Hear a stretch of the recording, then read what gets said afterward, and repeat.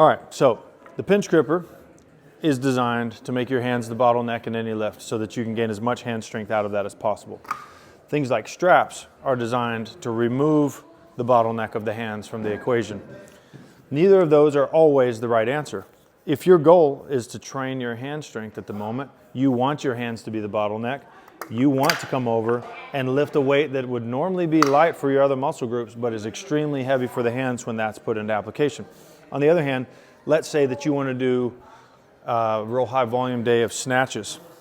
You could either do a hook grip, which I'll show you what that is in a minute, or you could use straps in order to cinch your hand to the bar. Or maybe you want to do some long farmer's walks or some giant sets of back to where you know that your hands are just going to get gassed, but you're wanting to overload the traps and lats and rotator cuffs and the entire upper back essentially. That's fine. There's nothing wrong with that.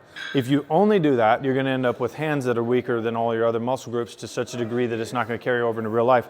On the other hand, if you always only prioritize hands and treat the hands as the bottleneck at all times, you're going to hold yourself back on some of those other muscle groups. And to be fair, there's something to be said for having traps and lats that can lift more than your hands. You might need to bear hug something at some point, and your hands can't necessarily lift that, or shove through something. Whatever the case may be, there are times in which you're going to be glad that you have lats and traps that can lift more than your hands. But in general, you want to make sure that your hands are as strong as they possibly can be so that whatever strength you have gained in the gym is usable in real life. So what a hook grip is you take, normal grip is like this, right? Fingers, thumb. Hook grip is thumb, fingers. And in this case, we're now cinched. That is not going anywhere.